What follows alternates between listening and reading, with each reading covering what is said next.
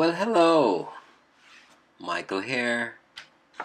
Looking again today at Psalms 27, specifically verse 4 for the exposition. Let's go ahead then and read the first 4 verses of Psalms 27, which is subtitled, "The Lord is my light and my salvation." Verse 1. The Lord is my light and my salvation. Whom shall I fear? The Lord is the stronghold of my life. Of whom shall I be afraid? When evildoers assail me to eat up my flesh, my adversaries and foes, it is they who stumble and fall. Though an army encamp against me, my heart shall not fear. Though war arise against me, yet I will be confident. Verse 4. One thing have I asked of the Lord, that will I seek after, that I may dwell in the house of the Lord all the days of my life, to gaze upon the beauty of the Lord, and to inquire in his temple. And so we look to the Treasure of David, as written by Charles Spurgeon, for the exposition. Verse 4. One thing.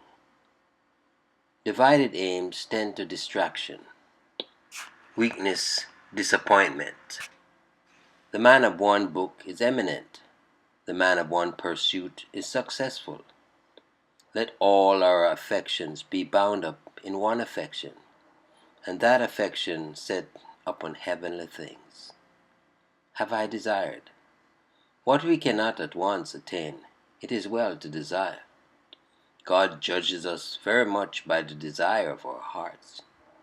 He who rides a lame horse is not blamed by his master for want of speed, if he makes all the haste he can, and would make more if he could. God takes the will for the deed with his children. Of the Lord. This is the right target for desires. This is the well into which to dip our buckets. This is the door to knock at, the bank to draw upon. Desire of men, and lie upon the dunghill with Lazarus.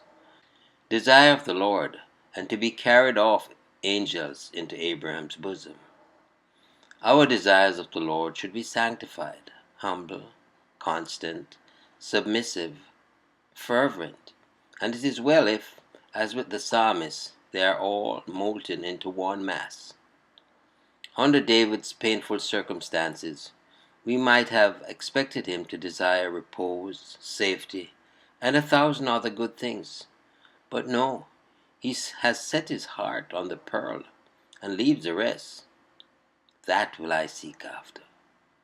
Holy desires must lead to resolute action.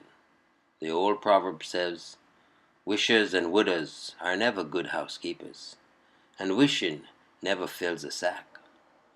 Desires are seed which must be sown in the good soil of activity, or they will yield no harvest. We shall find our desire to be like clouds without rain, unless followed by practical endeavors. That I may dwell in the house of the Lord all the days of my life. For the sake of communion with the king, David longed to dwell always in the palace. So far from being wearied with the services of the tabernacle, he longed to be constantly engaged in them as his lifelong pleasure. He desired above all things to be one of the household of God, a home-born child, living at home with his Father. This is our dearest wish, only we extend it to those days of our immortal life which have not yet dawned. We pine for our Father's house above, the home of our souls. If we may but dwell there forever, we care but little for the goods or ills of this poor life. Jerusalem the golden is the one and only goal of our heart's longing, to behold the beauty of the Lord, an exercise both for earthly and heavenly worshippers.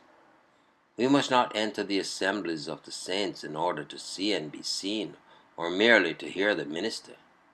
We must repair to the gatherings of the righteous intent upon the gracious object of learning more of the loving Father, more of the glorified Jesus, more of the mysterious Spirit, in order that we may the more lovingly admire and the more reverently adore our glorious God. What a word is that, the beauty of the Lord! Think of it, dear reader. Better far behold it by faith. What a sight will that be when every faithful follower of Jesus shall behold the King in his beauty. Oh, for that infinitely blessed vision, and to inquire in his temple. We should make our visits to the Lord's house inquirers' meetings, not seeking sinners alone, but assured saints should be inquirers. We must inquire as to the will of God and how we may do it, as to our interest in the heavenly city, and how we may be more assured of it. We shall not need to make inquiries in heaven, for there we shall know even as we are known. But meanwhile, we should sit at Jesus' feet and waken all our faculties to learn of him. Well, trust you enjoyed the meditation. Michael here declaring, yet again, Jesus is Lord. Until next time, be blessed.